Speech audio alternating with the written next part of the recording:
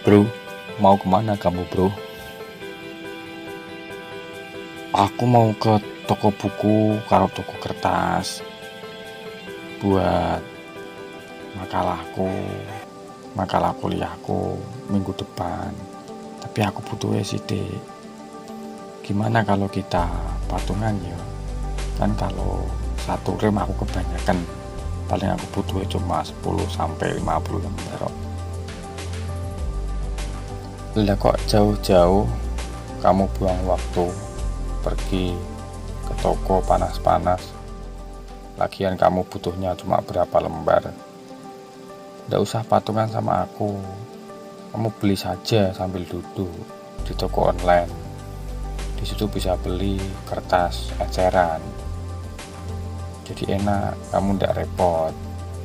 Di samping itu juga banyak alat-alat tulis lain, ATK atau stasioner lain.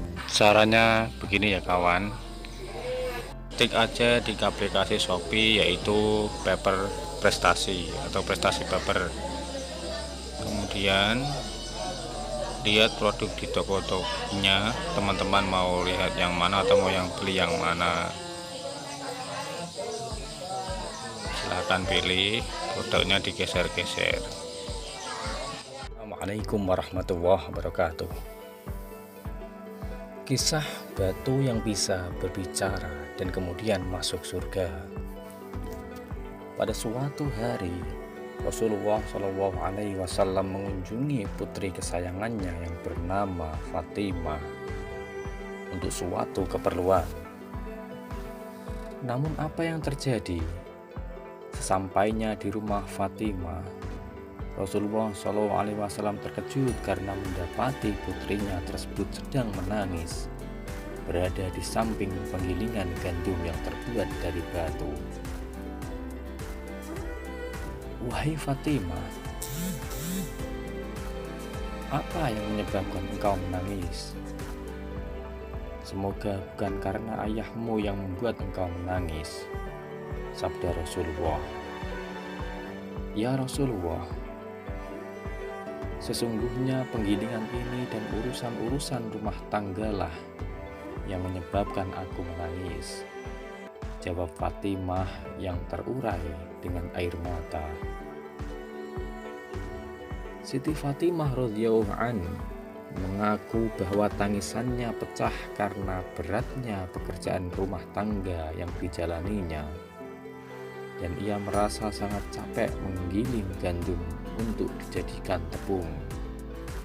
Karena hampir seharian penuh Fatimah menggiling hingga jari-jarinya terasa sakit.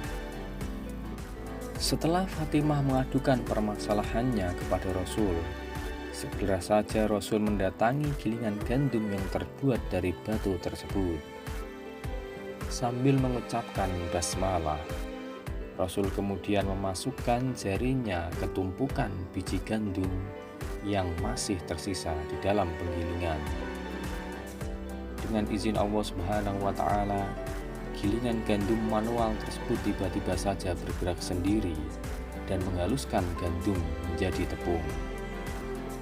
Setelah semua pekerjaan selesai, tiba-tiba saja Rasul diberi mukjizat lagi oleh Allah Subhanahu wa Ta'ala selain daripada mukjizat yang tadi.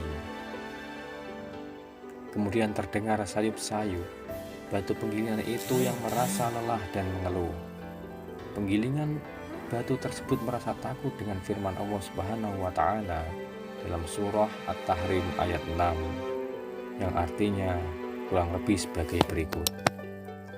Hai orang-orang yang beriman, peliharalah dirimu dan keluargamu dari api neraka yang bahan bakarnya adalah manusia dan batu. Penjaganya malaikat-malaikat yang kasar lagi keras dan tidak mendurhakai Allah terhadap apa yang diperintahkannya kepada mereka, dan selalu mengerjakan apa yang diperintahkan. Quran Surah At-Tahrim. Begitu mendengar keluhan batu penggiling itu, Rasul pun tersenyum.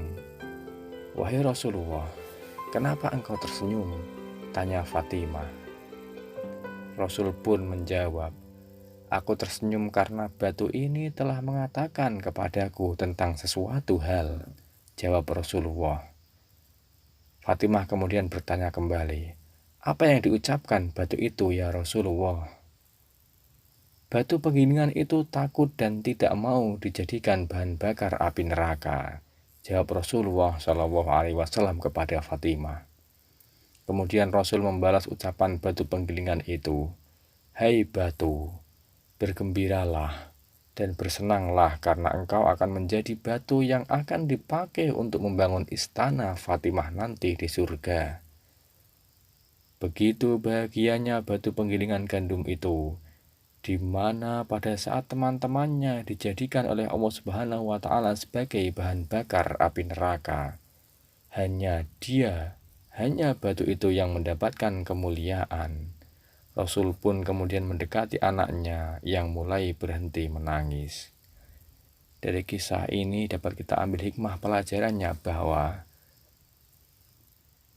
batu pun merasa takut dan menangis ketika ingin dijadikan bahan bakar dari api neraka. Apalagi kita sebagai manusia yang mampu berpikir, mampu mengendalikan hawa nafsu. Sudah seharusnya kita takut dan sudah seharusnya kita mengerjakan amal-amal baik dan menjauhi segala yang dilarang oleh perintah agama.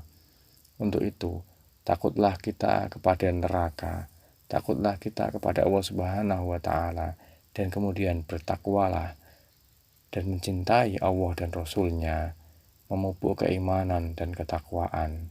Semoga kisah ini dapat bermanfaat bagi kita semua. Assalamualaikum warahmatullahi wabarakatuh.